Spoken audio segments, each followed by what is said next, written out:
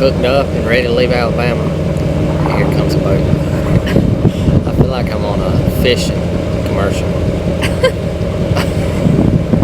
I love watching the boat. You can see the boats, they come around the curve.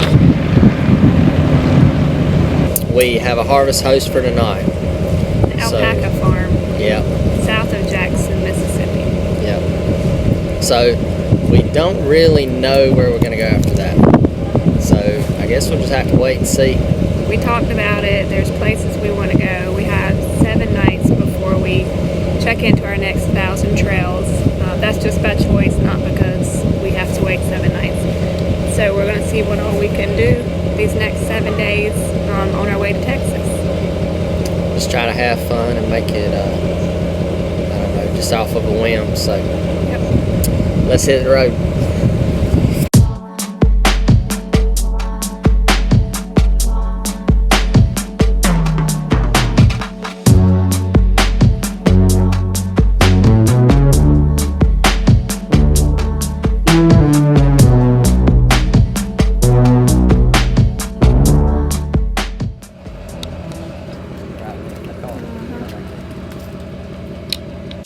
Stop for a bathroom break and a snack break.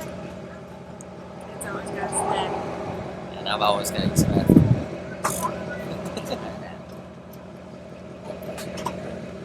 It is beautiful in this part of Alabama, though. We're somewhere between Harley or Jasper and Tuscaloosa, so, and it's pretty cool. I have no idea where we're at, but the mountains are pretty. Can't really see any right now, but the road. Watch out. Got your snack.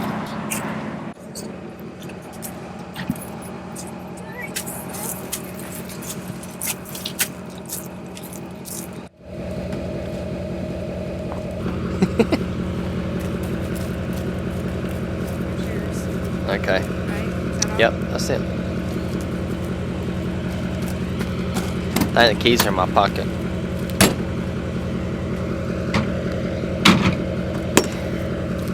Alright, babe.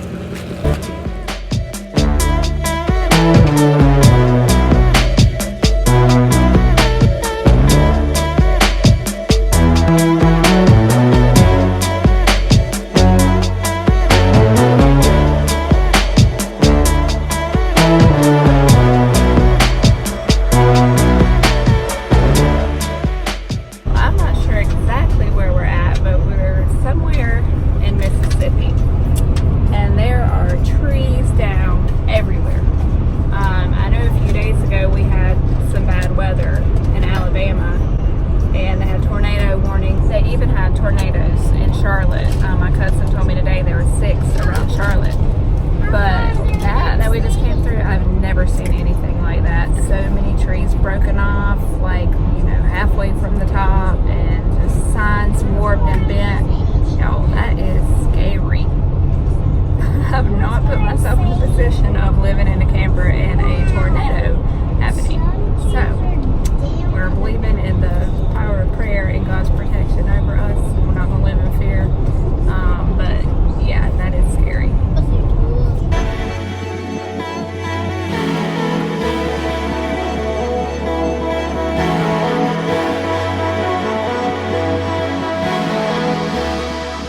Well, we finally made it to the alpaca farm. Unfortunately, it is dark, so hopefully we can see them in the morning. But the owners are going to let us come in and see how they do the fibers now, because tomorrow is Sunday and they're going to be going to church. So that's what we're going to do. Can y'all see them? Oh, he's going to let y'all feed them. How cute. Good, you just pour it in your hand and just hold your hand over up inside the cage, and they'll eat it right out of your hand.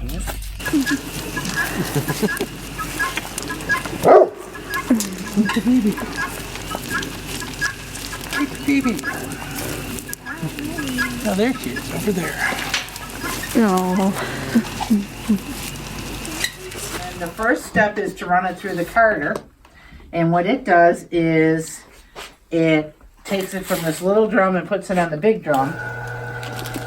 So it's all going in the same direction. Feel this one. This is from the mama. So when you see the baby out tomorrow, this is the hair. She was out running around. She was having a gale time. Oh, the baby was out? Yeah. So this is from Beauty. We're going to put it in here, and it takes it from this little drum and puts it on the big drum. You going to hang on to that? And then this is just some nylon in pretty colors, because that's what I feel like. The alpaca comes in 22 natural colors, and then I dye the rest, so all of this was from our white animals. Wow. This, when it's done and the fibers all going in the same direction, is called roving. And so all those ones in the plastic there are roving. They're all for people that spin, to spin into yarn. And there's a lot of different stuff there besides alpaca too. There's silk, and there's yak, and merino. This is almost ready to come off. This is bamboo. Pulverize it and extrude it into a fiber. Wow. And that blends real nice with the alpaca.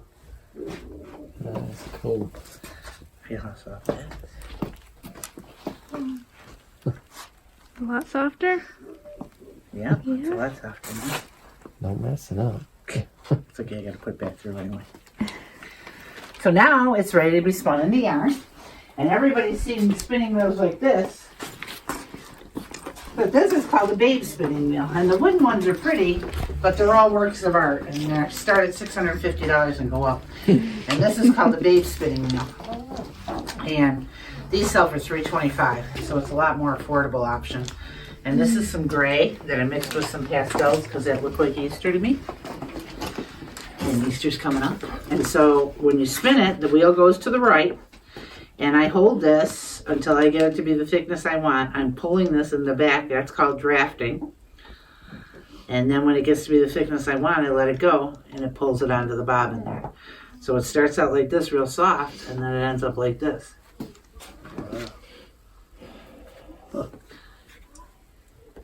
And then I just move this, so I make the bobbin even.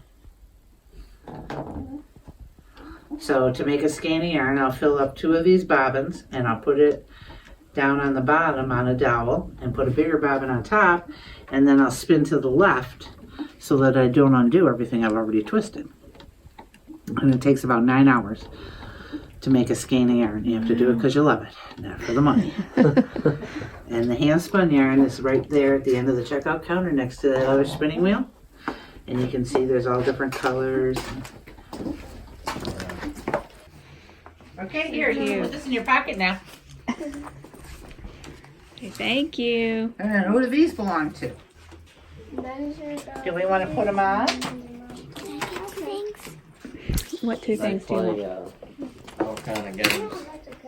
Like they're Indiana Jones and Oh, Cowboys and- well, here, you take care of that then. Do you have a pocket knife too? That's fine, Linda. Oh, you want to take care of yours too? Oh, I can do it? Okay. Do you have? You don't have to do that. I have a pocket knife.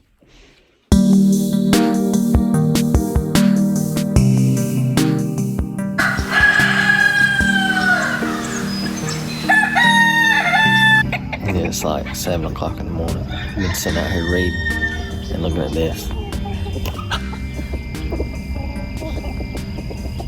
These birds are so funny to watch. There's roosters and guineas and chickens and There's one duck.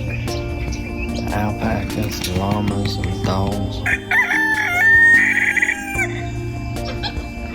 These animals kept us up a lot. Oh my goodness, yeah. You see where the truck is. So we've been parked right here all night. Because their yard is so wet, we couldn't get in the other section. So we just parked over here and spent the night. I love it. I love being out here on the farm with the animals. They are so fun to watch.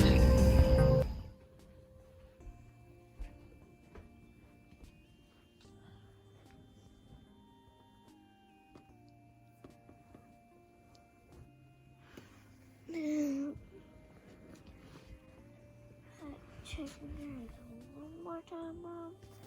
And no problem. Guess what woke me up? What woke you up? The rooster. Y'all should get dressed and go watch them. They're funny. You can go look at the animals.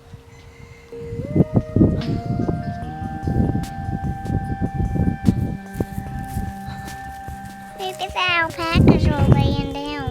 All of the alpacas are laying down. Are they? Let's go look. Let me see.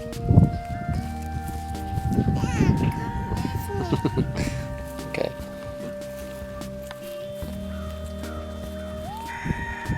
I don't see them. They must be. I don't know. We seen them walking that way this morning. Isaac.